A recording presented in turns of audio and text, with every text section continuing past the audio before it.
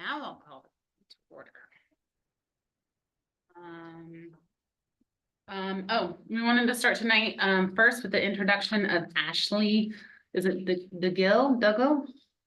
It's Dugill. Even our family disagrees on how it's pronounced, though, so I understand. As the new Port General Counsel with Barry Elsner and Hammond, she's going to be listening in on the meeting tonight, and everyone say hello to her. Welcome. Hi, hello. Christy, I was thinking maybe we just let her give Ashley just a minute just to introduce herself. Yeah, that'd be great. Sure, yeah, thanks. It's wonderful to see everyone. Excited to be here. Like you said, my name is Ashley Dugill, and I'm an attorney here at Barry Elsner and Hammond. I joined BEH in 2022, and before that, I served as in-house counsel for a large wind turbine manufacturing and development company that is headquartered out of Portland, and I mostly did transactional and development work there. BEH is a firm that specializes in representing exclusively public entities. So I believe that we have 44 public entity clients now that we're general counsel for, and a number of others that we do special counsel work on just specific issues.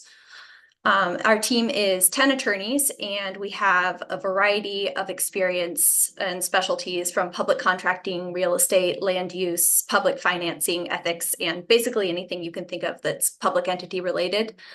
Personally, I specialize in mostly public contracting, although I'm also beginning to do more land use work and public financing work, and of course, a little bit of everything public entity related, just like everyone else.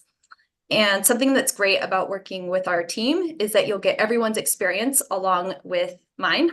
So I will serve as your main point of contact to the firm, but I will also rely on our other team members to work together and answer any questions that you have. And I also did have the chance to speak with Commission President Christy Chapman and also the Vice President Heather Gearing in our interview for this position, and I look forward to getting to know you all in the near future and helping the commission meet its goals.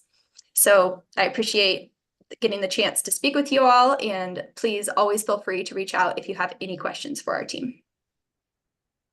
Thank you. Thank you very much. Alrighty.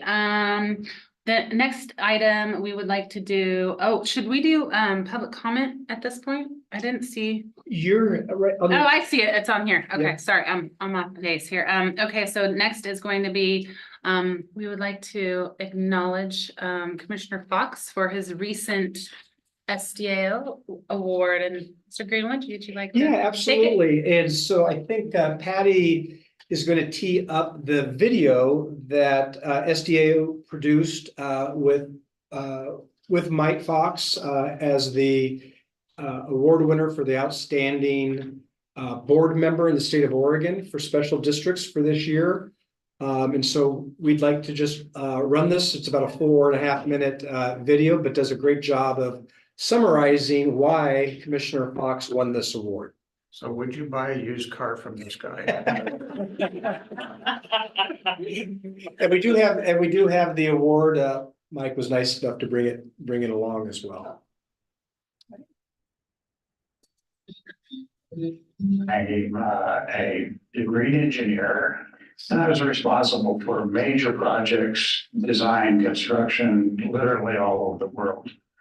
In 2017, I retired, and we decided that we wanted to come back to the Hood River Valley, where I've got relatives and family members that go back to the 1890s in the valley here. After about 6 months, I knew I had to do something. I didn't want to play farmer, so I was asked to mentor an individual down at the port that was working on our new bridge.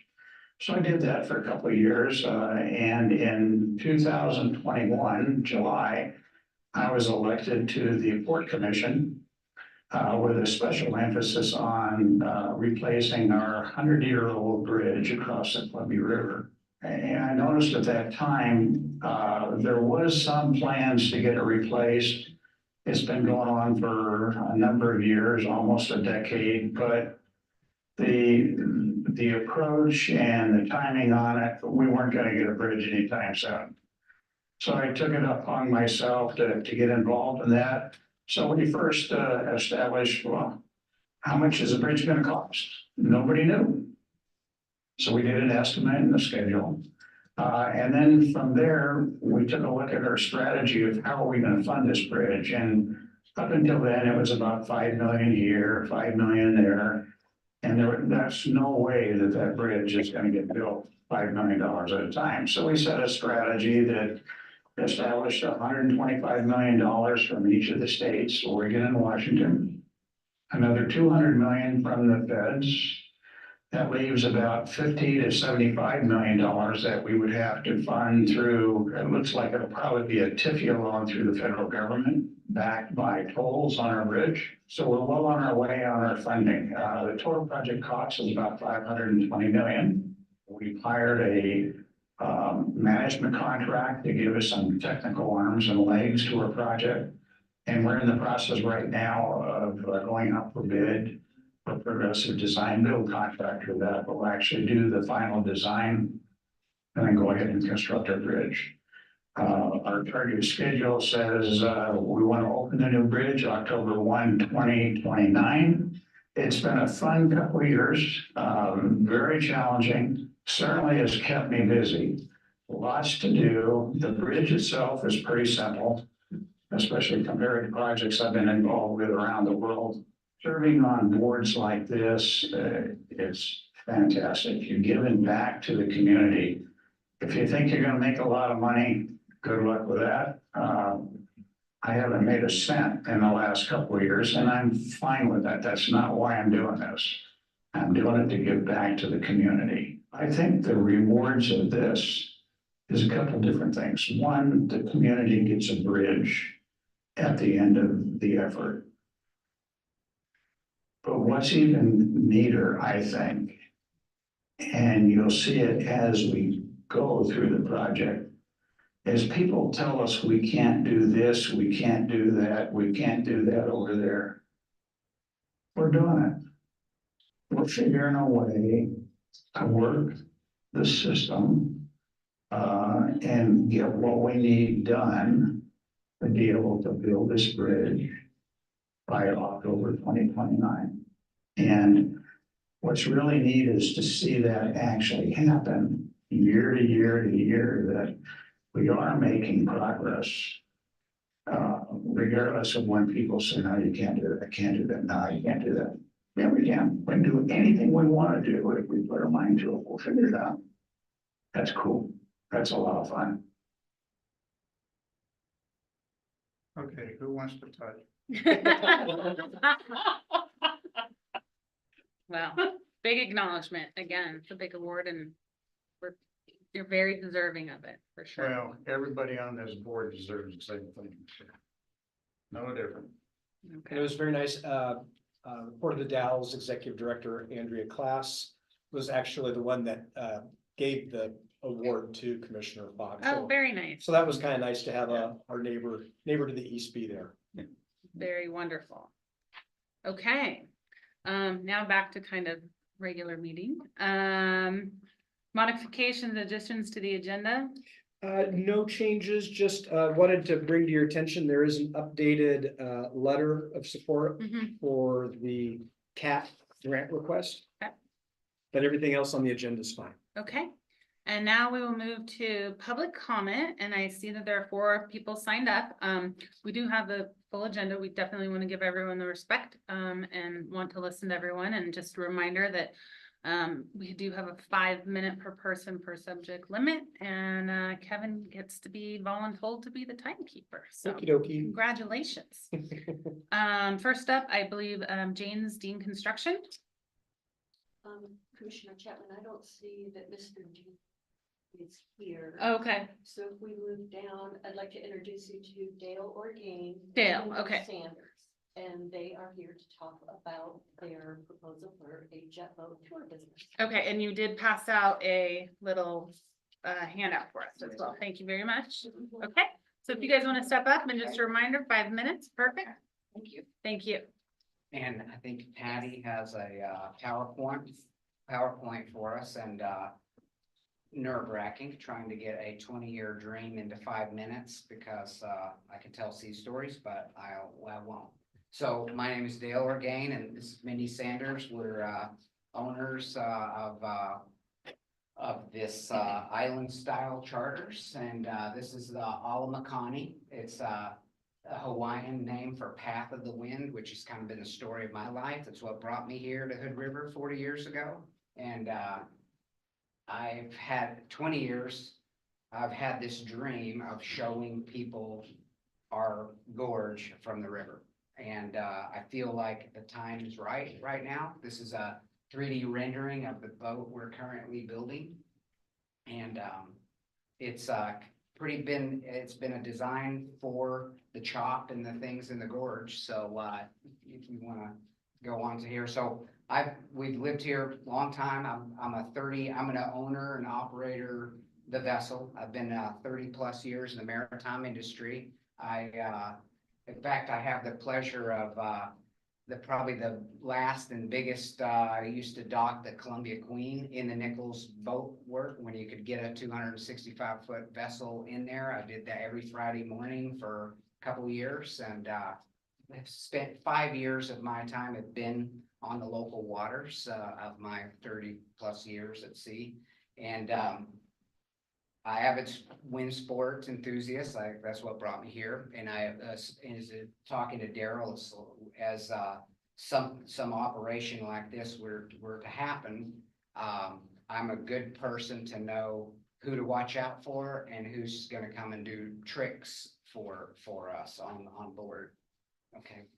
So our plan, to go real quickly, is 2 to 3 hour excursions, 4 days a week during peak season. We also have the vessel available for private charters that would be, say, parties, wedding venues, things like that. We've had interest from local wedding planners that said that would be a really unique thing for us. The charter includes myself and 2 to 3 crew. Right now, we're on track for the vessel arriving in June and be going through some of the Coast Guard certifications, and we hope to get going in July. But of course, it's boat building, and it's always just like bridge construction. You never know. So one of the benefits to the gorge, I think, is obviously promotes tourism and it boosts the local economy. We'll be hiring from within. It's not a lot, but we'll also be using a lot of the catering services from the area.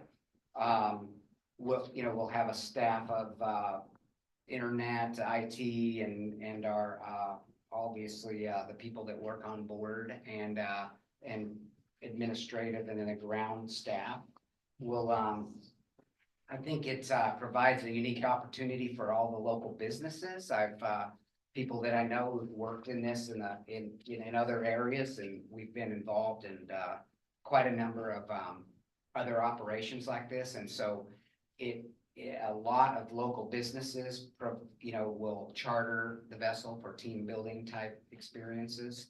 One of the things that Mindy and I are excited about is a community sort of an outreach program where it's called where we've got tons of really great ideas, but one of them would be the called Hometown Heroes, where we once a month we have fill the vessel with local fire department, sheriffs, police department from all around the gorge area, where we do donation type charters for that.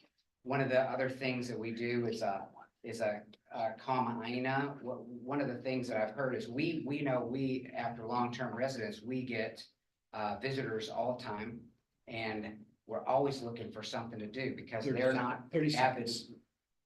We're not avid windsurfing people. So can we go to the next one? I'll show you here's the boat being built. It's built in Oregon, Coast Guard certified. Go to the next one. I wanted to show, we have a couple routes that I proposed to the Coast Guard. There's like a high wind route and then the standard up the gorge sunset beautiful route. Then we have, we could go to the next one. So we understand parking. So I've put in each one of the commissioners a package. We estimate about 15 cars, and we, in the gravel lot, we would meet someone, and we have a set protocol that we would escort them to the dock. We would, the next slide shows our embarkation spots that we think. I'm building the vessel so that it can be bow landed, just like the cruise ships, if possible, but there's the commercial dock that, would be the ideal, loading spot, and then the other secondary type spots. And then, is that, so then most of all these are in your packet. Uh-huh. So this is the introduction, and we're available for any public, any further questions that the commission might have. So Well, thank you so much for your time, and this is really well thought out, and we really greatly appreciate it. First glance, I know that we're gonna have some things that we need to talk about, and probably some logistics and just, internal discussions here. And Oh, then absolutely. what we'll do is we'll have staff contact you Mhm. and figure out what next steps, if any, are there. Great. But this is great. When Yeah. does your boat arrive? We're hoping July this year. Okay, So, yeah, we got a little bit of time. we do. And I hope we can team with the port. My three favorite things are driving boats, the gorge, and people. So, Well, thank you Thank for the you. presentation. Very well. Okay. Hold on 1 second. And now we have, And so next we have Kristen Godkin. Just in our community. come on in, start talking. Ready, set, go. I am Kristen Godkin with Art of Community. Lots of new faces here. It's been a couple of years. I am familiar with some of them. Right? Hello. And I think Mike Fox, we met a couple months ago talking about the bridge. Anyway, I'm here about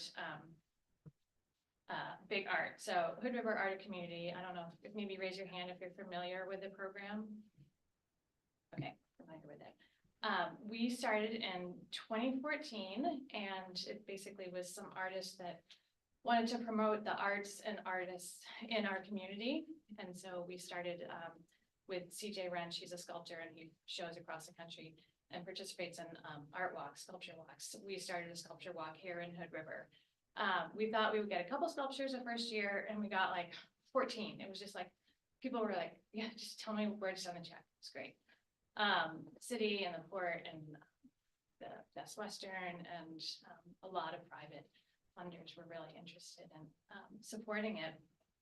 And so that first year we installed the pieces, and if I didn't see it with my own eyes, I wouldn't believe it, but like this, I think I put it in one of my handouts, like this lovely older couple that just like walk up, drive up, park, walk up to a piece and take a photograph, and then they sat on a bench right along the river.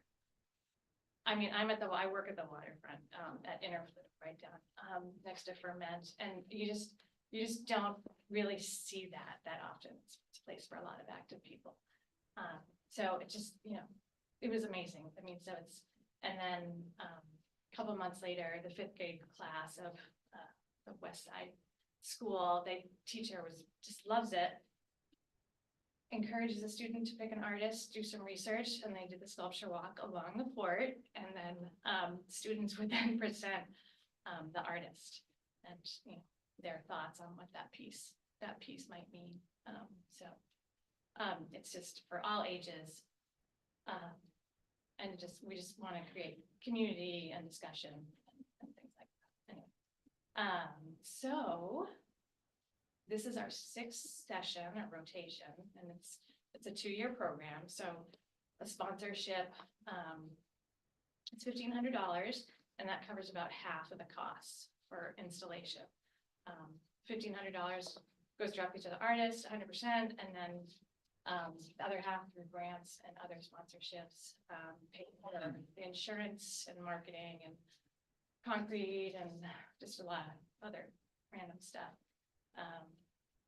But it's an all volunteer at this point, an all volunteer board that makes this happen. So I'm here today, hoping that the port would continue at least a sponsorship of 2 new pieces. And then even start discussing the potential for a longer term anchor sponsorship opportunity, since the port benefits so much, you know, as much as it for this program. So how much do you want? How much do I want?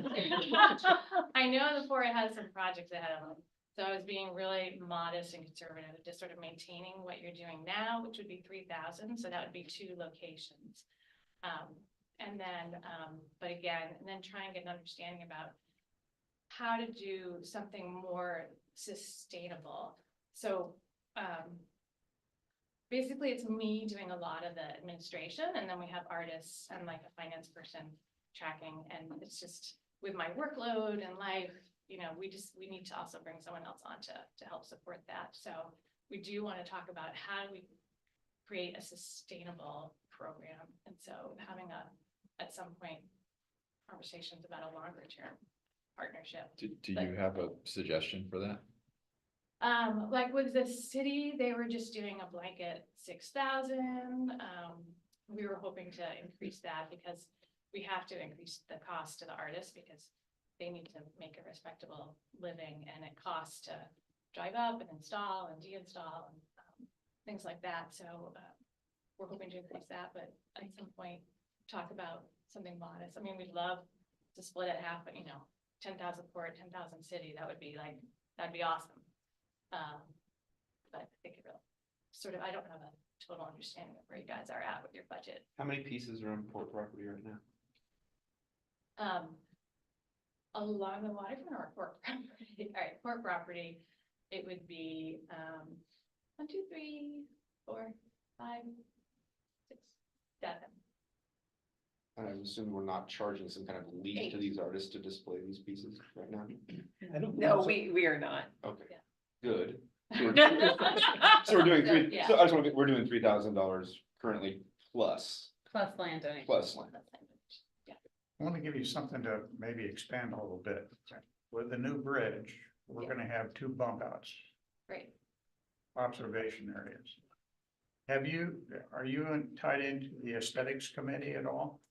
I'm not, I would suggest you do. Yeah. Because one of the thoughts is that on each of these bump outs, we'll have a pedestal where we could put some artwork. mhm, One concept is we take part of the old bridge and hold a competition for a sculpture or something like that. mhm. That would then be put on the new bridge that ties us back to the old bridge. Mhm. That's one way. The other way is maybe to do what you're talking about is maybe rotating the art, the sculptures on the new bridge. Mhm. um, Yeah, Every so often. So I would suggest that not only here, these guys got deep pockets. But our little bridge over there, we're kind of short right now, but we're working on it. But Someday. I would encourage you to get involved in the aesthetics committee and Okay. see how. oh, I have lots of ideas. I mean, you can integrate art, you can be rotating art, you can hold competitions. We did do a permanent installation for the city at their parking at the bike hub on 3rd and State. I don't know if you've driven by that. So yeah, we can support you in something like that any way you want. I mean, we're a service for hire in addition to this sculpture block. And we do have money allocated to sculptures. Oh, great. Is it part of like the 1% for I'm not gonna art? tell you that. It's really What's small. 1% but- of my? I'm sorry. Okay. Maybe I shot too low.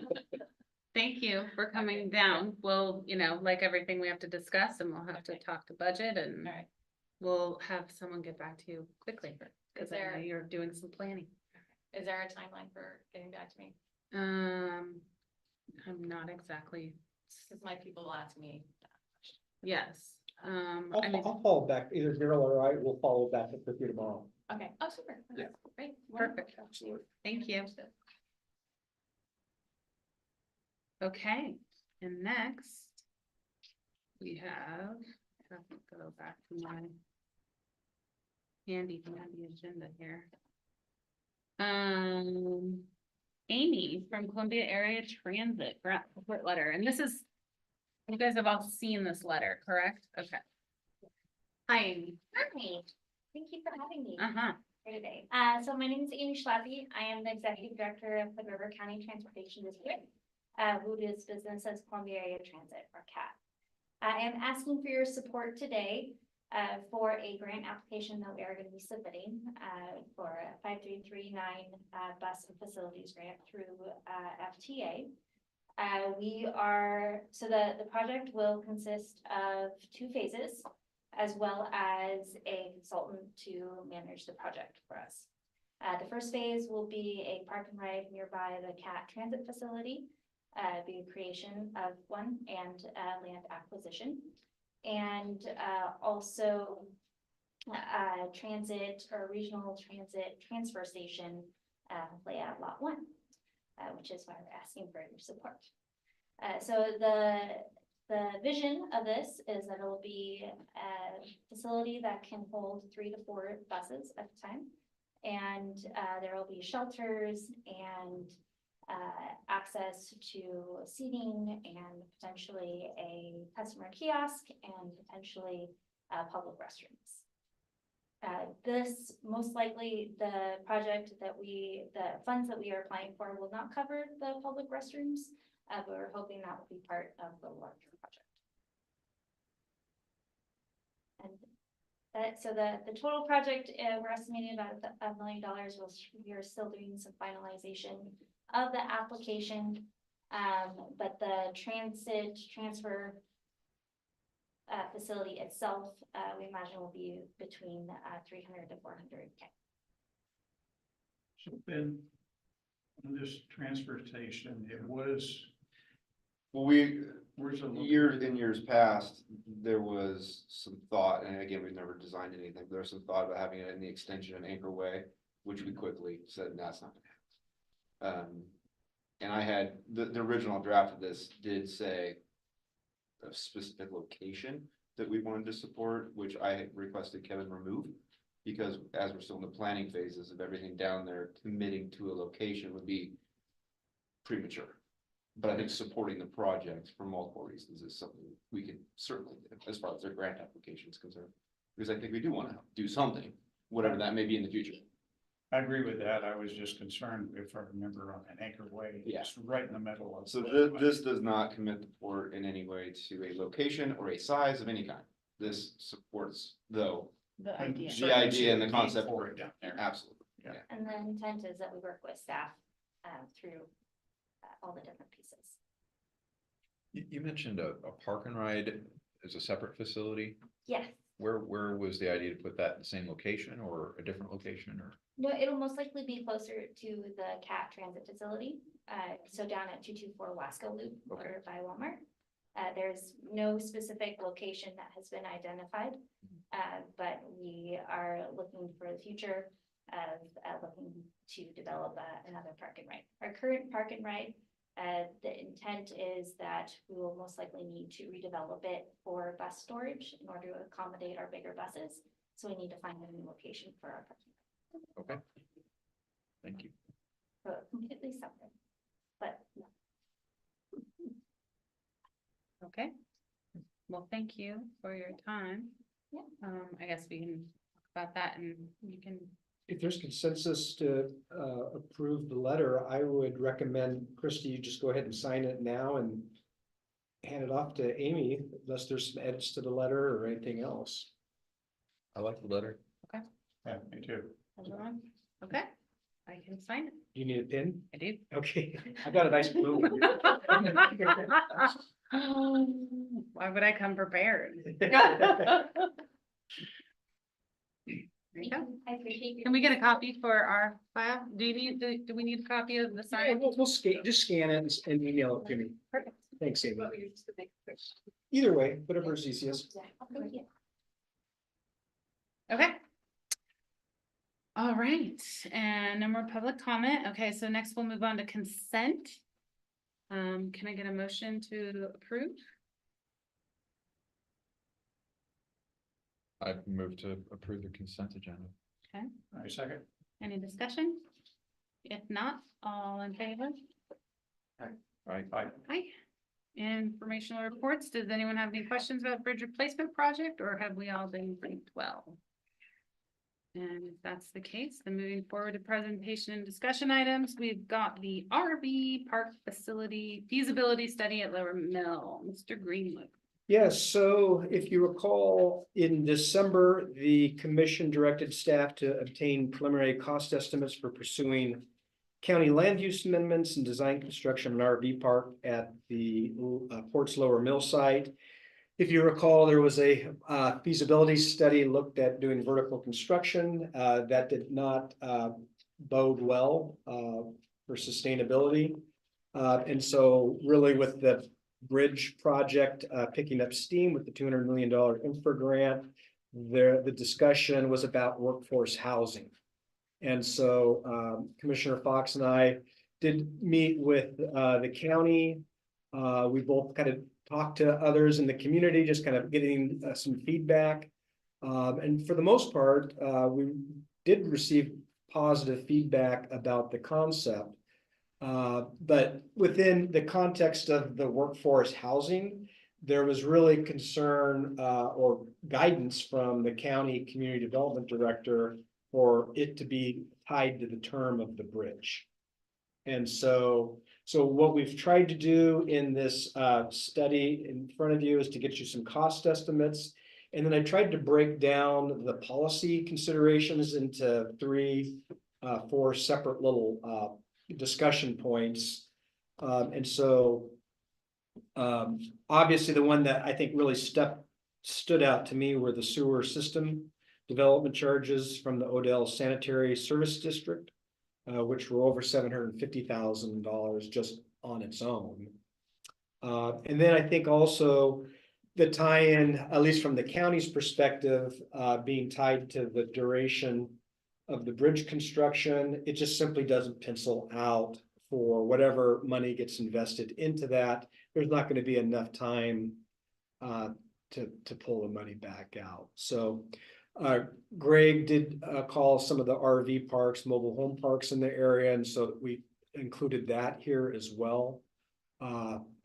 This is not a lot of detail. We didn't spend a lot of detail trying to deconstruct like the SDC charges. Certainly you could go into and meet with their board and try to discuss things, but this doesn't take into account the next level of detail, but wanted to get this in front of you so staff could at least get your reaction. We are not recommending that to pursue it based upon what we discovered, but certainly I want to open it up to discussion and get any feedback from the commission. Okay. Let's get some discussion and feedback. Well, the key thing on that project is post-bridge, post-housing, worker housing timeframe. If it has to end there, that's the end of the conversation. As far as Port spending any money, as far as I'm concerned. Now, if it becomes a discussion about leasing some land for the duration of the project, if the commission chooses to do that to the bridge authority. But there's no way that makes any sense if it has an end date of 2030 or whatever it is. So I slightly different view of this. When you look at whatever page this is, page 43, it's the layout. Okay, this layout is really nice. Okay, I think it's too nice. Right. What I was looking at is that only the south piece, not the north piece. Right now, you've got enough spaces here, if my math was right, for 106 spaces. And it looks like you've got, appropriately so, a lot of paving in the north area. And you've got some work here in the south area, right on the the very south end over there on the west side, those 4 or 5 spots there, I'd get rid of that. If I was doing it, I wouldn't quite give up yet.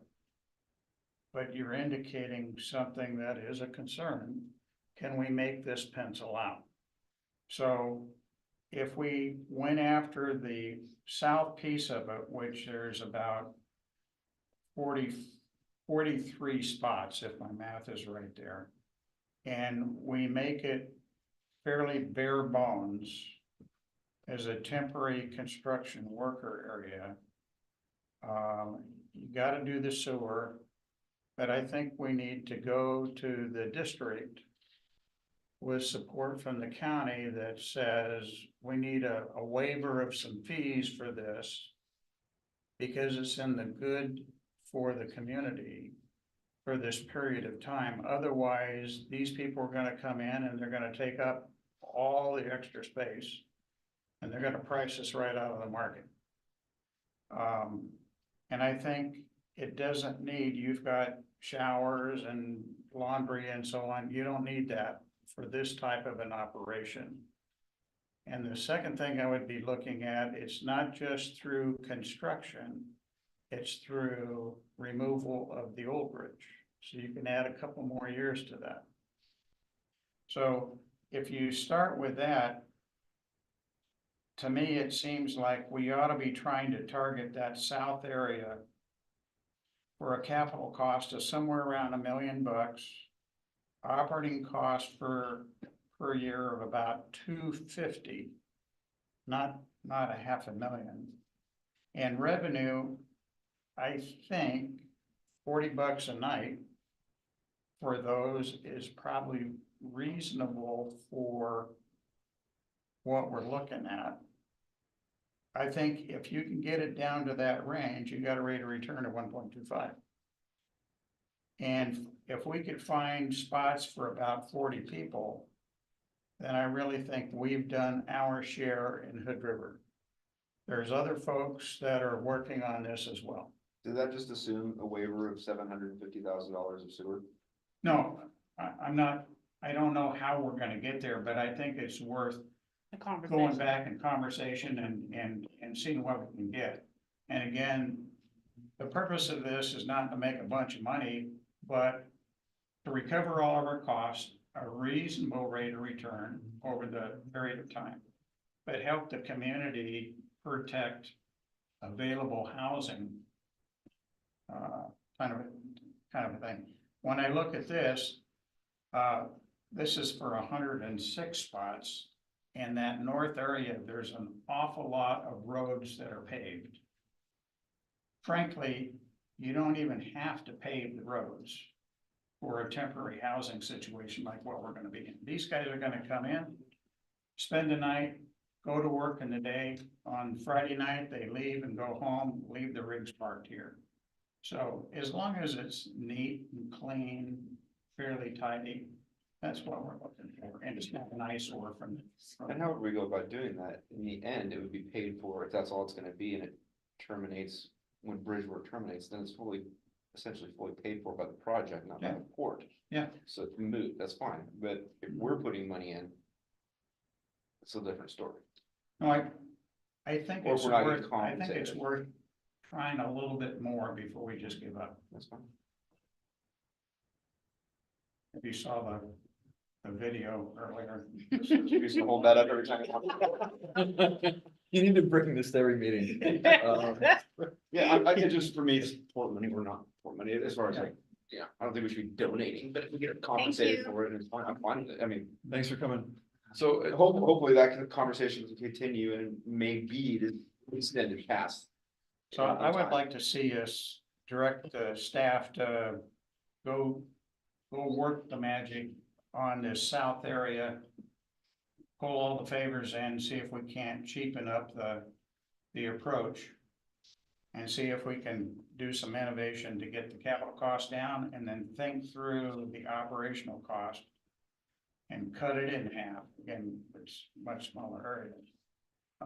And do away with that little strip on the south side there, and just it's not worth it. Just take everything on the, I guess, the southeast side there. So See what you can do. I have what I feel like is I have one comment on this and then sort of what I feel is like a precursor concern. I did some research and I got it direct from the horse's mouth. I went and found out from, the people over at Google are building the third data center for the site there.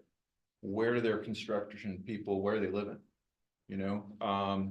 And so apparently most of the people are bringing in fifth wheels and staying at trailer parks. That is what they're doing.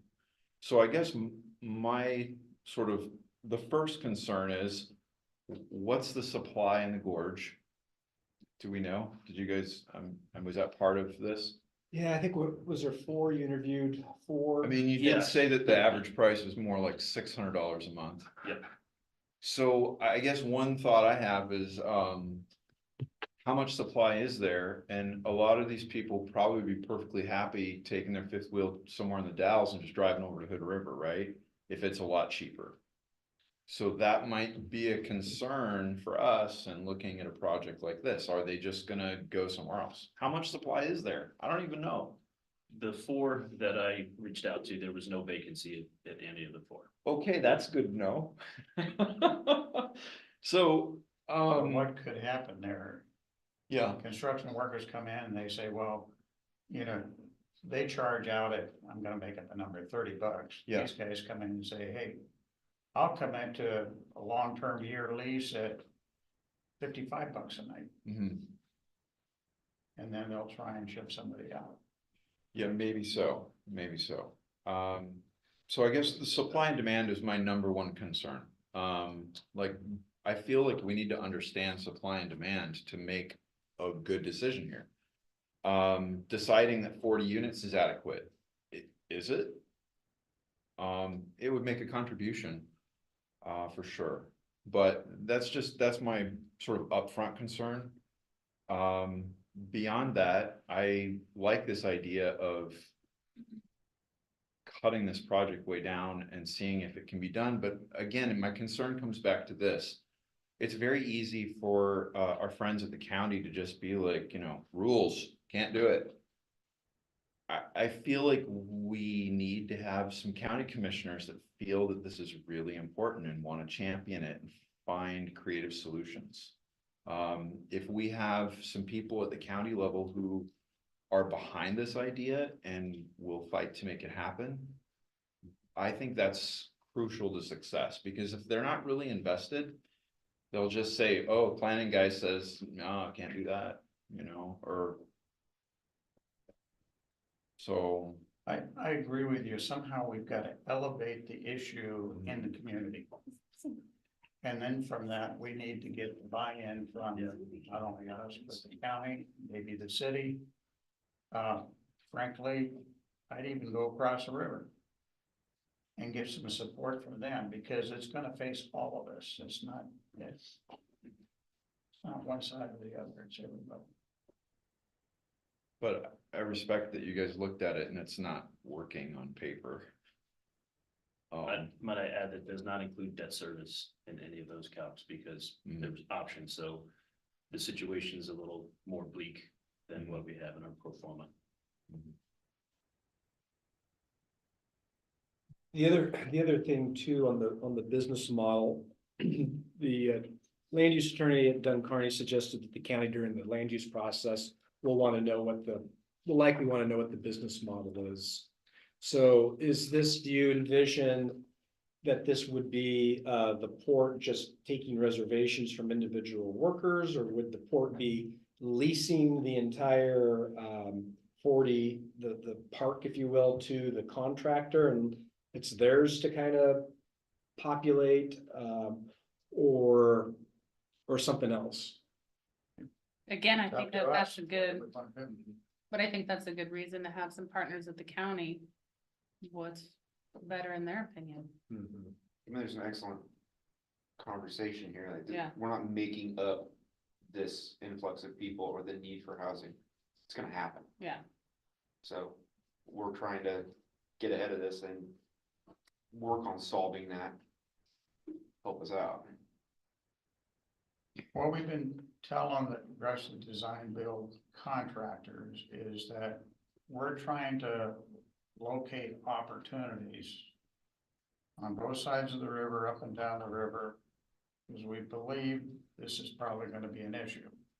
And we've been telling them what we are trying to do is get to the point where we can introduce the contractor to the port. And the port and the contractor have a discussion about there's a possibility for some space. What would you like to do? I'm just saying, if we want to go forward with that discussion, I think we need a little bit more homework. That what could we get the cost down to? And then we can decide, you know, or when the time comes, do we want to lease the land to them and let them fight with the county and the sewer department? Or is it easier for us to get that done for them and we'll charge them? Or there's lots of different ways to do it, but right now, I think we're all convinced, or at least these numbers show, this is never gonna pencil out. And I'm not quite there yet. The other thing, if I could, is staff capacity. So if staff is going to redirect and start working on this RV park concept for the bridge, and it's only really, it's not to make money for the port, it's to assist. No, that's true. Well, you said that was what No, I we think didn't if, want. if you could get it down, you would make, $250,000 to $500,000. Not nothing. Well, when I went through this process, because I wanted this to work. We're obviously looking for July 1 of 2026 to start generating new revenue. And so I really wanted this to work. And I found myself wanting to budget the numbers to make it work. And so my concern here is that we're working right now on the roundabout, so you can open up the opportunities at lot 1. We're going to be working at getting the T hangars up and running so we can generate some positive cash flow at the airport. And so if this is really, maybe it does pencil out $250 a year. But if we go through this land use process and we don't have those political entitlements in place, then we've invested a lot, not just cash, but staff time too. Perhaps this is not just a conversation with the contractor, but get this on the county's radar. And have a discussion with them about what we're trying to do and some of the obstacles to it. I just feel like if it's not a priority for them as well, then. It certainly will be, I think, in 26, if we don't do anything about it. Right. And we should make that a very clear point, like, this is gonna be a priority, we're trying to solve it, help us out. And, you know, to make it worthwhile or financially viable, we can't have an end date. It needs to, you know, we're trying to solve a problem, but let us continue that, and once it's there, if we're gonna pay for all this, or someone's gonna pay for all this infrastructure. So I think, you know, your concern is you don't have staff. Right? Well, To do everything that you're being asked to do. it's part of that. The other thing too is investing money, time, and effort into something that we don't necessarily know will come out on the other end. It's With called business. But we're not at the decision point yet to make that decision. I mean, we got some preliminary numbers that look scary. Okay, but nobody has option engineered this thing to take money out of it and get it down to what's the minimum really needed. You know, we don't care about this being a, what do they call it, seven oaks or, right, yeah, you know, high end. yeah, we're not interested in that. So I'm just saying, I think it's worth investing a few more hours just to get us to the point where we say, yeah, here's how we could get it down there. Here's what it would look like. But here's the types of things that we would have to make this work. And then you bring in those people that we need, the county, the sewer district. And then have a general community discussion about whether we like it or not, this is coming at us. If the easiest thing we could do is to say, forget it. Not my problem. But then it's gonna become Everyone's problem. our community's problem. So Mike, I tend to agree with everyone. Mhm. And that there's a need, there's some hurdles, there's some concern. I agree with Tor that if we don't have support from the county, this is dead on arrival. So I like what you're saying in that I think that we should spend a little bit more time and energy, but I'd go about it a different way in the fact that first we need buy-in from the county. And we need buy-in from the sanitation we need buy-in from the community before we go back and say, let's re-crunch the numbers. The land's sitting there. You know, we don't have anything else banging down our door. So the first thing we need to do is to, you know, showcase that there's a need and, you know, if we can get the community to buy in and especially the county to buy in, then we can, you know, they can't tell us we can't do it. So I personally would be more than happy to help champion this project with the county, with Odell Sanitation, with the people that we need to talk to just get more awareness and more people to say, you know, I mean, Christie, I applaud that. I think one of us is gonna have to do that. And I can tell you. Well, you're busy. I'm maxed out. You're busy. We could volunteer Heather. All in favor?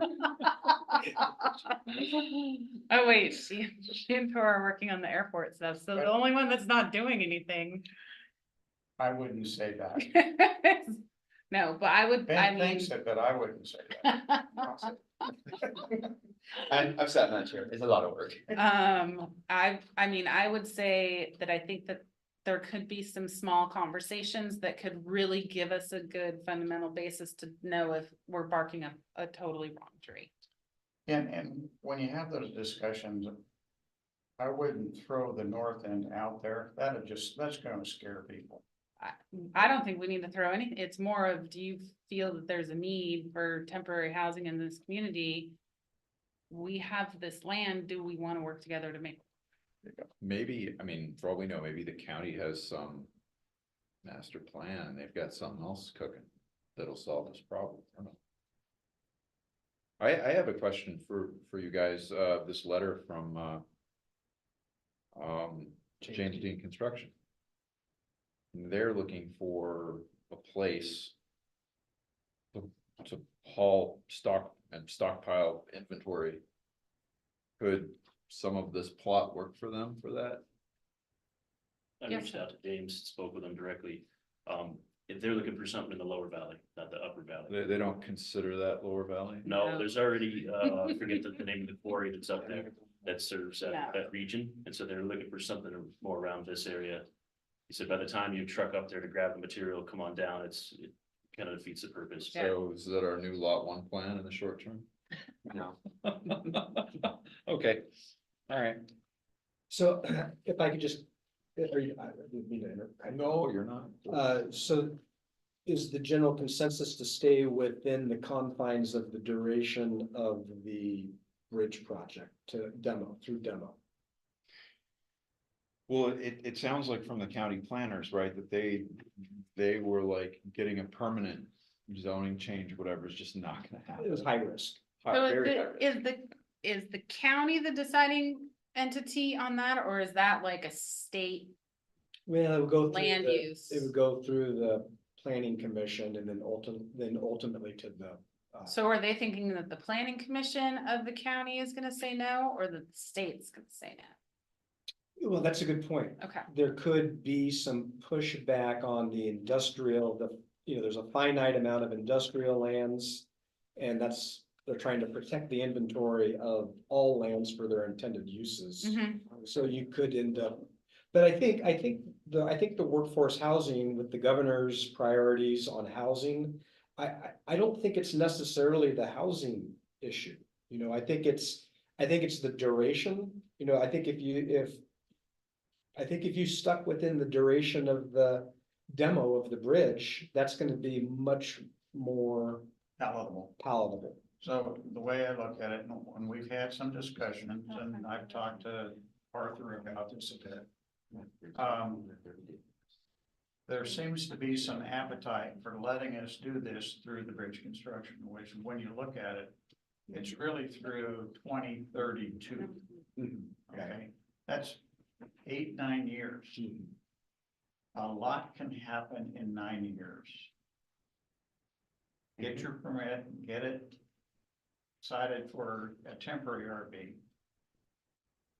9 years from now, nothing to say you can't go back and say, hey, let's think about this. Maybe in the best interest is to change the zone for a permanent. I wouldn't fall on my sword today on that issue. Consensus on that point. I'm fine with that. All right, well, I am hearing, just to confirm that there's consensus on just taking another run on the estimating on the south component, A little more bare bones. no bird Or should bones. we just wait on that and only focus on the relationships and try and see? Is Yeah, stage. this stage gonna two. move forward? Yeah. I can't help with the bare bones construction aspect, but I think that I can help make some phone calls and some meetings and try and have conversations with people to see if we can have some friends, have tea. Make So the friends. first thing is to focus on the relationships with the county, with the Odell sanitary district, so. Whatever materials, I guess I can, you know, make some calls, find out when their board meetings are, Yeah, I can do that. Yeah. that Chrissy, you and I can work We can talk. on doing the appointments and setting up that. Yeah. If I might just add one more Sure. thing. The compelling argument about this pending invasion from contractors, it is a compelling argument. Us showing that even if the instruction or the desires for us to pull back and only develop part of the site, we're showing the numbers, showing how bleak it is. That is actually kind of beneficial when you have those conversations to ask for assistance and how can we look at the code and are we allowed to just have gravel? And maybe those are the ways that we can kind of start to cut the costs, but we're showing that we can't do it alone. And we're trying to accompany, deal with as many workers as possible. If that's not desirable, it's always nice to remove because you look like you're conceding or we're working together, shall I say. Mhm. So this actually might make a stronger argument for them to want to be part of the project moving forward because they see that it's not feasible for us to do it alone. So you'll be in a lot of those meetings with me then. Fly on the wall, happy to help. Great. So we'll follow up and start, Is that okay with the commission? Yep. Okay. great, thank you. Okay, next one is. Thank you, Ben, for your time. That's gonna be a good dad here. Don't be a good dad. The bridge lift discussion. Bridge lift, yes. That's you again. Yeah, well, I'll just kind of summarize. So Commissioner Fox and Commissioner Beaker met with Steve Fisher, who's the bridge coordinator, bridge manager for District 13. And really, it was a discussion about the concept of decommissioning the lift. And this has been a discussion that's taken place over several times over the last 10 years. And though Fisher did say that a decommissioning is not allowed, he did come up with some concepts that I think were of interest to the internal bridge committee. The one that was the most compelling is the concept that the port can officially, with board action, apply to the Coast Guard to require mariners to have it a longer period of time in giving notice for a bridge opening. I think we came out of the blocks with 60 days and 30 days kind of seemed. Well, Steve shared that 20 days might be a more reasonable ask, because nobody has a longer period. So maybe let's put this whole thing into context Sure. here, because this is one little piece of it. It is. So when we talked to Steve, initially it was no, no, no, hell no, no, no. And after we got through the first 30 minutes, then we got down to it. So we started asking questions of the Coast Guard. What kind of fleet do you have? How many ships do you have? And do you have enough ships that are low enough that can get through the bridge without us having to raise it? And the answer was, yeah, maybe, until we can get the new bridge built. Then we said the other major user would be the Army Corps of Engineers. And he said, well, I can't really speak to them, but I can tell you, we could probably cut a memorandum of understanding of some type that for this period of time, we'll try our best not to bring any tall cruisers into the, up the bridge. Cool. Let's talk about the Army Corps of Engineers. Well, I can't really talk to them because I don't have any authority over them, okay? But they probably have a fleet too, right? Yeah. They probably have a bunch of ships and equipment that can go underneath the bridge, yeah. Do you think they would consider doing the same thing for this period of time? He said, well, I don't know, but you could go talk to them. Okay, great. That's that one. And I said, the other barge that we have problems with is SDS. And is it a spud? Yes. You know what a spud is? On a barge, you have those vertical piles. They drive in the ground to anchor it. Well, when they want to move it, they lift them up. And every time they lift them up and they drive it under our bridge, we have to raise the bridge. And when we said that, Steve said, man, I wish you'd call me. Why? Well, that's illegal. I could fine them. They have to lower those things down. They're all built to tilt down. That solves that problem. Okay, so what's left typically is recreational sailboats. So we're trying to figure out, okay, how do we discourage them from using the bridge? Because all they do is go up the river, turn around and come back down the river. So Steve actually came up with the idea. He says, well, right now they have to give you 12-hour notice. We didn't even know that. So 12-hour notice. He says, I myself can change it to 30 days. If you changed it to 30 days and it said 30 days from now between 12 and 1 o'clock, I want you to open the bridge. We ask them, well, what happens if they show up at 1:30? Well, you can reject it and they got to start another 30 days. Perfect. So there is a solution to that particular issue. So what we're really asking for here is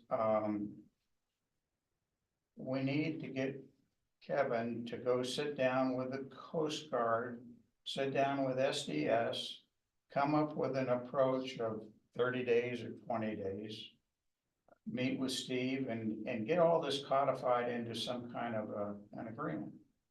And now Kevin was mentioning when he and I were talking that he doesn't have the staff, but maybe this is a great one for a specialist for a month. We go hire somebody for a month, 2 months, let them run this for us and codify it in some kind of a series of agreements. So that then really limits the amount of time we should have to move the bridge. Now, the other thing I was thinking about is that right now, we're lifting the bridge more than anybody else, and we're doing it for maintenance. But in reality, all we're doing is lifting it up and putting it back down just to prove that we can lift it and take it back down. We're not having to oil or grease anything while we're doing the movement. We observe it. So I look at it slightly different. This equipment is really old. And before it breaks down, we've got X number of cycles left. Don't lift it. It's like your knee. Yeah. It's only got so many bends. Don't lift it unless we absolutely have to. And then we lift it like we would do now, and then we fix it if it's broke. So I think we ought to take a hard look at our lift program. Well, and also, having 14, 30, whatever the date is, gives us time to plan and say, okay, we're gonna lift it in 20 days at 1 o'clock. Your crew better be ready and be out there. We're gonna leave it up a little bit longer. And let's do some testing, let's oil it up, let's do That some maintenance was- on it and. That was Steve's kind of angle shot idea is Yeah. you can practically decommission it. Not officially, Mhm. but practically. And then if you need to lift it, you're gonna get 20 or 30 days warning and you got time to get up to speed. Yeah, So the Yes, other sir. one that I'm thinking of is, we just spent a bunch of money for a new set of cables, and there's a lifting program to stretch them.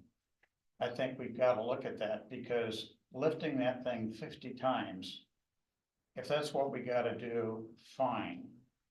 But I think we need to go back to the engineers and test that a little bit. What's the minimum set we've gotta stretch them? Maybe it's not 50, maybe it's 10. So we have had that conversation with Paul and his crew, and they don't have a finite amount of when that stretch is gonna happen. They just threw out a number of 50. It could happen at 20.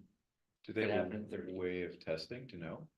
It'd be them coming out. I don't know what total stretch they're looking for. Okay. You know, if they would test it, do a couple cycles and see if it's changed, you know, I don't know how they would do that, but. Back to the lifting schedule, we don't do maintenance lifts just to lift. There was an issue back way before I got here where the grease turned into clay. And they come out, they inspect the bearings, they do all the wire rope testing and gearbox testing.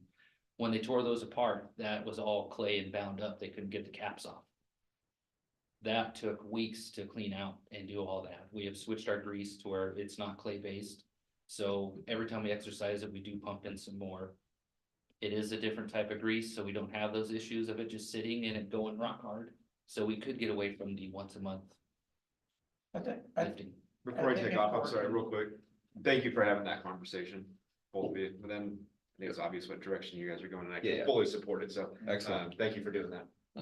Have a good- I just recommend that we need to treat that subtopic as an important one. Mhm. I'm not smart enough to say what's the right way to do it yet. But I think there's something there. And I tend to agree with that, that you have so many lifts, there's no point just lifting it to lift. Cause every time could be the last time, Exactly. so lifting it for nothing doesn't really make sense. Everybody. So I think my hope, I know, is that we come out of this meeting with sort of the direction to Direction. staff to pursue getting the rule change that Steve recommended for a longer period, for a lift raise. And also to have these, handshake agreement discussions with the stakeholders. Sounds great. In addition to looking into the engineering schedule for lift raises and stuff, and those things all working together, we could get to a point where we just don't have to lift the bridge. Mhm. So, Great. Which I know a lot of people would love. Yeah, and I am actually a member of the Portland Merchant Marine Exchange, which is kind of a industry forum for people. And I'm sure we can find somebody, a consultant out of that group and they know all the players in the Perfect. Northwest. But I think you try and get somebody quickly Mhm. for 1 to 2 months, very short duration. Here's what we need for you to do. Here's success. So. Great. So it sounds like there is consensus. Mhm. Okay, Thank you. well, thank you. Okey dokey, Smokey. Next up is. it's you again. Yeah, just, I won't read my report to you, but we do have a couple of items that were not in the report. So staff has been scheduling the deck welding or looking at a schedule, and it appears that Monday, April 8th through Friday, April 19th, from 8 in the morning to 3 in the afternoon. And those are single lane closures, Those are correct? single lane closures. Makes the most amount of sense. It avoids the spring breaks and a lot of the events that we have on the waterfront. How much of the joints are you gonna be able to do in that period of time? I'm actually working with 3 contractors right now. I'm sorry? I'm working with 3 contractors right now, so we are trying to get 10 sets of welders. So in the 2 weeks, we should be able to do quite a bit. Okay, and are you also looking at the option of replacing one section at a time and taking it off-site to weld? We have with the engineer and they look like they're welded down, so Really? yes, pulling them out would be quite a feat. Okay. Are you ranking those individual grates, or is it easier to just caterpillar and go one at a time? You're gonna weld. You're not gonna lift them up. No, but what I'm saying is when you do these single lane closures, are you focusing on the high priority spans, Yeah. high priority grates? The big cracks. Okay. So we have somebody goes out in spots, because we have where everything comes together, which is the main weld that's Right. breaking. Those are the ones we're looking at. Okay, so it's not just starting on Every this side and single- going like yes. this? We, Okay, we do work our way across like Mhm. that systematically, just everybody picks a lane and takes up, we break up, it's where these do 2 sections, they do 2 sections, and we have a long line. okay, We do a week going northbound and we switch and do a week going south. It's pretty much follows your wheel line. Yes. Yeah. All the way down. okay. Perfect. It would be great to have full closure, but that's kind of unfeasible at this point. 2 weeks. We can cut it down less than 2 weeks, full closure, but still the time frame of closing everybody off the bridge for that amount of time is. Would it be helpful if we did single lane closures and then maybe just did a 24-hour for the final last hurrah? You get access to the whole bridge for. If we can get the welders on board to have that many crew members to work that many hours, would be great. They get pretty beat up just in an 8-hour day, being Okay. down on their hands and knees. Towards Okay. the end of the project, they're pretty worn Pretty out. bored. I mean, not bored, burnt. They're laying down on the, Yeah, You kind of do all positions. You kneel down, you lay down, you get a bucket, you get a mattress, you get the back of the truck. okay, So we'll go ahead and when we get that proposal, we'll share it with you. Also regarding the bridge, Ryan and I met with Michael Mitchell from HDR Engineering today to review the 30-year CIP. HDRs are going to make some suggestions for the next fiscal year. He'll meet with the internal bridge committee and walk you through their recommendations, and the idea being to understand what projects should be in the next budget cycle. And so we'd like to do that before spring planning. when is the next ODOT review of the bridge? Is it this year? I believe it is this year. And what time of the year did they do it? We think that is in June or July.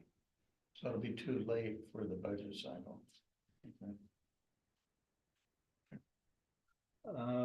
Then continuing on, so we are continuing the negotiations with the owner's rep firm. You met Scott Kyler earlier this month, and so we've got another meeting with them for those negotiations, probably tomorrow or the day after.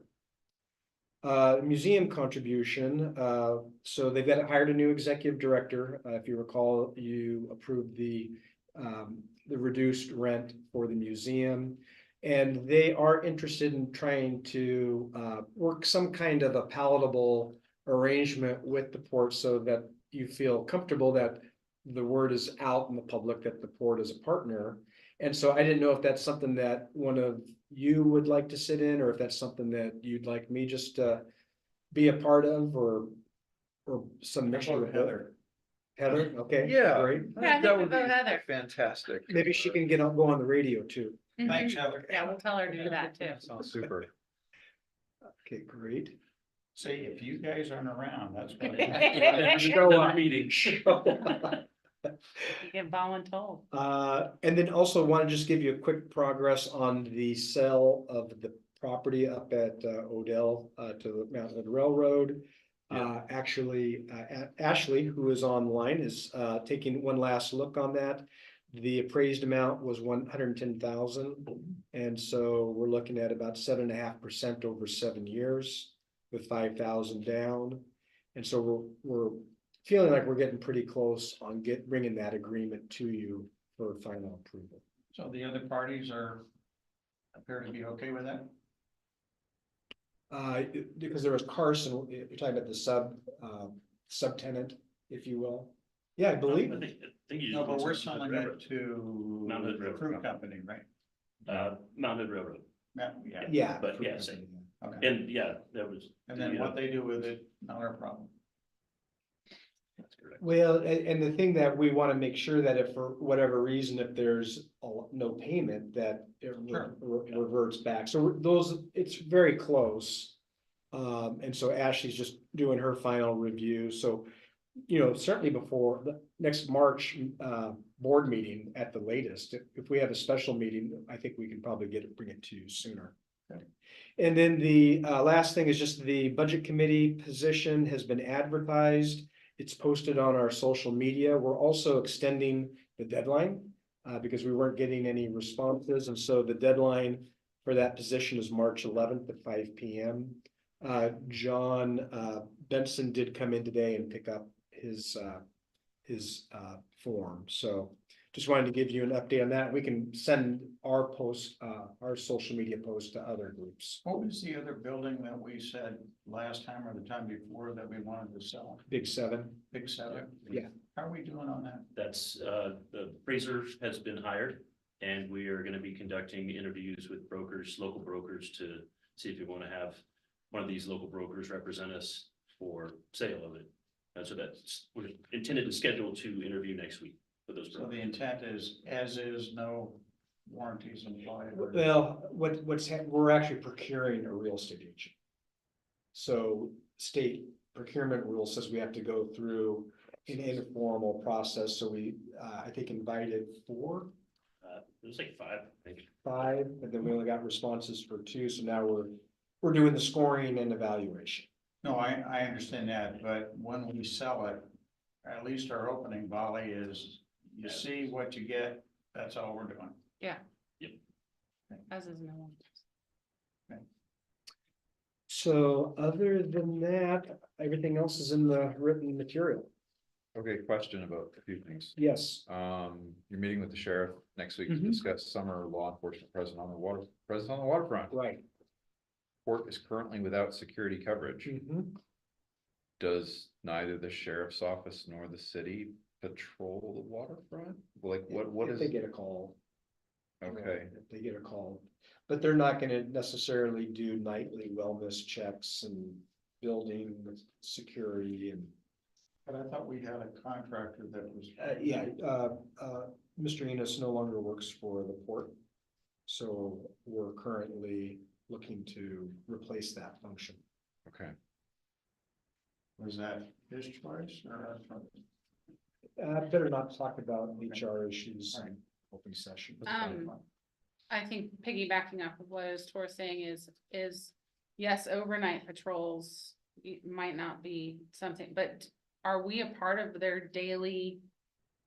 Well, aside from, we do Route. have the maritime, the Marine deputy. is Right. Here. And so part of it, I'm not going in there to like negotiate a deal. It's more about trying to see what their needs are. In talking with Sheriff English, their Marine deputy actually needs some support down here from the sheriff's office. And so maybe they will put a half-time person upland down here. So part of it is leveraging what the county's going to be investing on the waterfront and trying to figure out where the blind spots are and filling those in. Okay. So No, we're not charging the sheriff for the boathouse. No. You may want to mention that. we're gonna have Heather. I think we also pay for their gas too, correct? Yeah, what is our, Is that what it is, the gas we But pick up? it's really small. I know. amount. Like their boathouse rent this year, I was paying less than $2,000, and their fuel was less than $1,000, so. Thanks. Appreciating it, it's great, but. I just wanted to understand what our situation was there. Yeah, it's a little, frankly, it's always, this is a tough position to fill, and so. Part of it is, what I'm trying to balance is we have a huge need for security.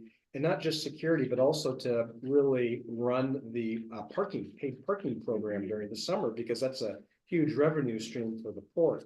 The other part of it, though, is I'm trying to manage our expenses going into the future.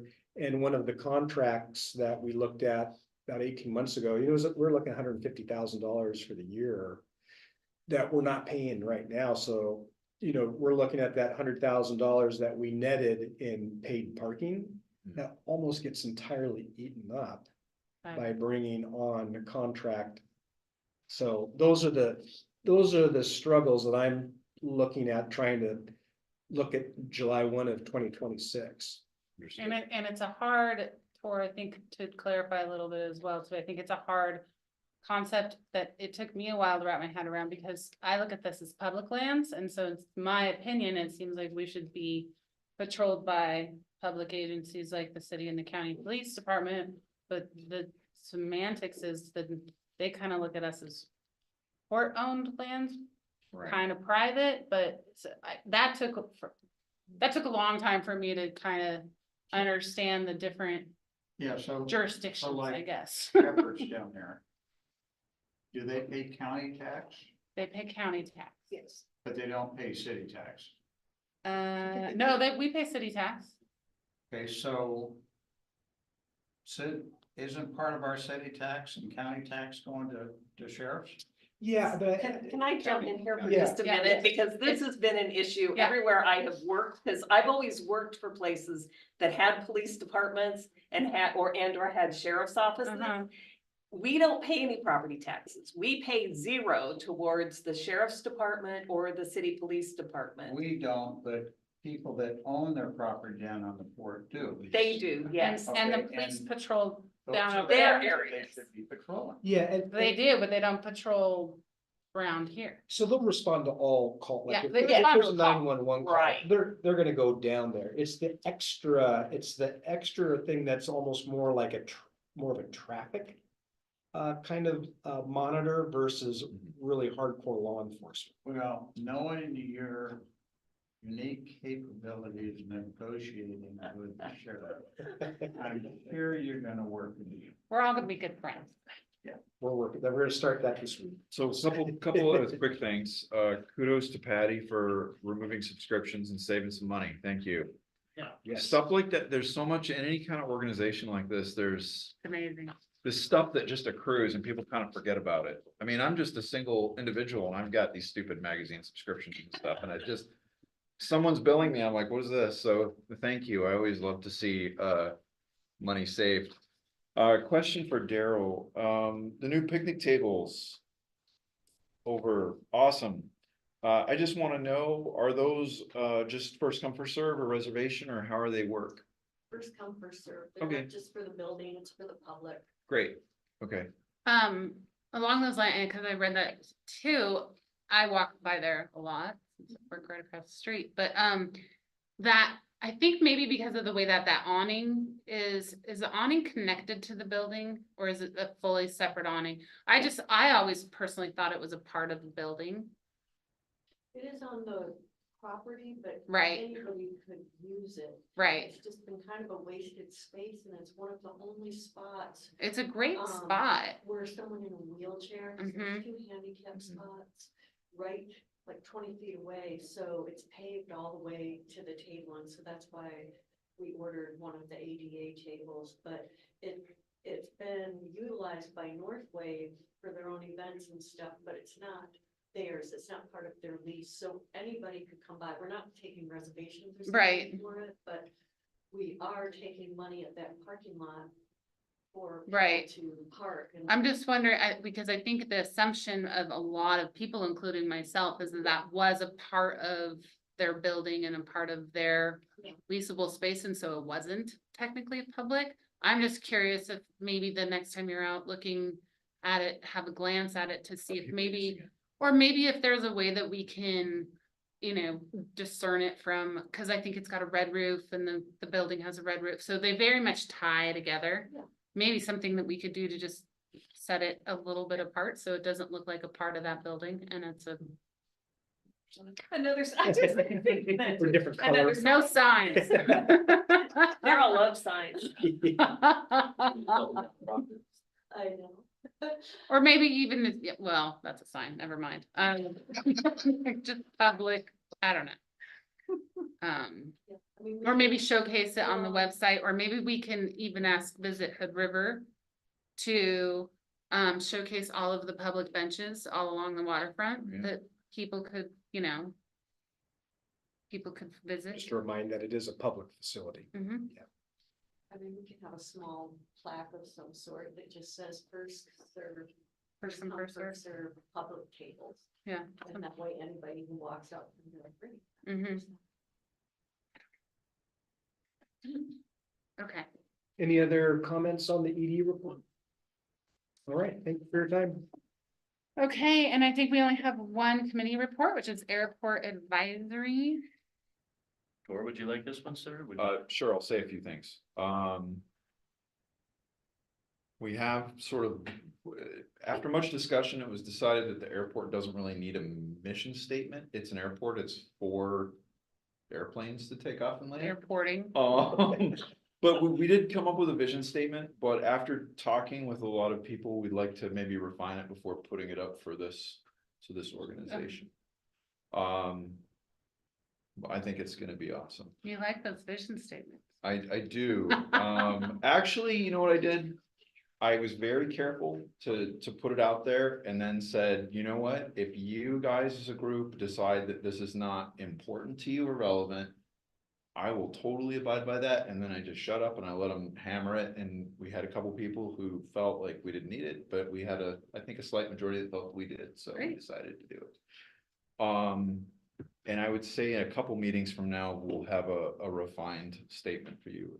Dave and I just came up with a slight tweak that's better, but I want to make sure they have a chance to discuss it first. Is there? I don't want to go too deep into the NIMS thing. No, not until we have more information. I think it's what we have in the ED report. Yeah, Okay. we're moving forward as best we can on building this Outbank T hangars for more revenue. Work progresses on the north ramp development, but there's nothing substantive to report there. Great. So I don't really have any Standards. the What's that? Review, revamp of. Yeah, the organization, the group, the committee is currently looking at the minimum standards for the airport, which says what commercial operators need to do to be there, with an eye towards promoting diverse commercial activity. And also, you know, just not making it financially onerous on the people that are operating there. Most of the businesses operating at the airport are not high profit margin businesses. So that's just something in process. We had a good meeting. Good. Nothing else really to report. Okay. No other committees? No action items, so commission call. Any of you have anything else that you would just like to say? I do. I read the IGA, Uh-huh. which we got this last week. And in particular, I just have one concern. I know this is gonna come back around to us later. After it goes to the Bridge Authority. And that is in section 5.1, how the word reasonable is defined with respect to relocation expenses for this facility. Okay, I don't know what that means. Okay. So Non-excessive. what does that mean? I have a really hard time with that because, it's not like a middle bid or a tangible. there's such a range of what could happen there. The port could, for instance, build a fancy new building, right? And say, hey, we need to move our offices. Or the port could move into a couple of trailers, right, which would be really cheap. And so I feel like looking at that reasonable means something equitable or on par with what the port currently has. But I have a hard time with that. Is that a, I think, I mean, we could wordsmith back and forth, and I'm playing both sides now. yeah, I think what we as a port need to do is say, what do we want? yeah, Explain to the organization, here's what we see relocation means. mhm, And if it's going into Marina One or whatever that name is, and here's the modifications we think we need to make to that building to make it acceptable. You know, these guys lived in it. I lived in it for a while. I know how bad it is. So yeah, it's not gonna be free to get it to a minimum state, but yeah. I think if it's anywhere reasonable, the answer will be yes. Well, didn't it also say, I thought there was a piece in there that said according to federal relocation standards. Something Is like that. there? I thought there was something in there, I don't have it in front of me, but I thought we put in there according to Okay. federal relocation. I'll take another look at it. I didn't see that, but if that's there, that probably adds a lot of clarification of. If it's not there, let me know, because I thought we talked about putting that in there just so it was kind of, because I think we had the same question, was like, well, what does that mean? Yeah. And And we should probably. And put I something don't in think, there. I bring up this question, not because I think anybody's going to try to be unreasonable. It's nice to have a clear understanding up front so that if the port decides, oh, we're gonna do this. And who knows, maybe somebody different, they've got a different slate of people on that bridge authority and they're like, well, that's not reasonable at all. Then how do we arbitrate that? Yeah. Yeah, Both sides have the same concern. right. Absolutely have the same concern, so the best thing to do is hurry it up. Yeah. It will be controlled because this is a federal project. Mhm. It will be controlled by the Federal Relocation Act. Okay, So everybody, us, them, will be oversighted by the feds on federal relocation unless you, the two agencies agree to something different. okay. And there's still gonna be rules to what you can agree to. If we're gonna So get yeah, regardless of what the. Thank you, IPA that says, helps will me a be- lot, that clarifies. Because if not, we'll lose our federal funding or get in trouble with Sure. the feds. Isn't there a milestone, is there a milestone coming up? Like, we really shouldn't be spending any Yes. money on the remodel quite yet. Correct. So we had a meeting today. We're in the process of setting up one up with the feds, right away, folks. We need to, Bridge Authority needs to send you all a notice. It's called letter of intent. That says basically, it kind of puts you on notice, that kind of puts a stake in the ground that lets you then be eligible for reimbursement. We want to make sure we get that process done right, because if you spend any money prior to that, then you may not be able to get reimbursed for it. So we are setting up a meeting right now with the federal guy to get him to check the box and say, yeah, he agrees with that, and yeah, we can start going. Because there's this whole thing about NEPA and making sure we do it before, and I think we're okay there, but we do want to get this letter of intent done. So that you guys basically are put on notice, and then it kind of checks the box for you all to then start doing stuff, so. But there's a bigger issue here. That piece I think is relatively straightforward. I think we from the port point of view, need a little committee put together to figure out what do we want? What is the service that we want? Where are we gonna go? And then once we get this letter, you know, architectural firm or something, if you're going in Marine One, and then get a design, get an estimate, and see if we can afford it, kind of a thing. Well, and that's such a hard thing to discern at this point, because we have had a port with the support staff and, you know, we have grown into the systems that are in place right now based upon our operational needs. We don't know what that's gonna look like when this bridge goes away. what's the size of our business? How robust are we? You know, what are we at that point? And so You're absolutely right, so. we're that gonna might have to be make- like some interview conversations of, you know, best case scenario, we'd love this to have this many staff, but then we'd have to start thinking about realistically speaking, what's the right type and size. But I think in the near future, those are the discussions that have to start taking place. Because the end of 25, I can envision a contract either through the progressive or a separate one to tear these buildings down. Mhm. And I'm There's thinking, two things that have to be relocated here. You've got this. Mhm, and You then the also have a yard. Maintenance facility that's got to be relocated, and that's really two different things. And then there's the whole NERB center for the toll booth. Yeah, then we gotta figure out how to, yeah, I think we're gonna ship that to the cloud, not joking, but I think we're gonna try to maybe connect that to the cloud. I'm sorry for opening this issue. No, it's a good one. It's a big discussion. Yeah. There's a big discussion about this. Well, that's one of the things in my written report was the fact that we're doing second round interviews are coming up because we need to get that person on board fast, Mhm. Excellent. but not too fast so we don't jeopardize our funding. Mhm. Just perfect. but the other word of caution, and I know Mike's really nervous about this as I am, is the cash flow on that project for the first couple of years, so. We can't just go out there and start building stuff, and we gotta be careful what we do when we do it. Mhm. Okay, Dates, I added a new feature on this agenda. which I love. So we've got some projected dates, just wanted to make sure that that spring planning date works for everyone. As of now, yes. Okay, any other commission calls? If not, I adjourn. Great, thank you. Okay, thank you.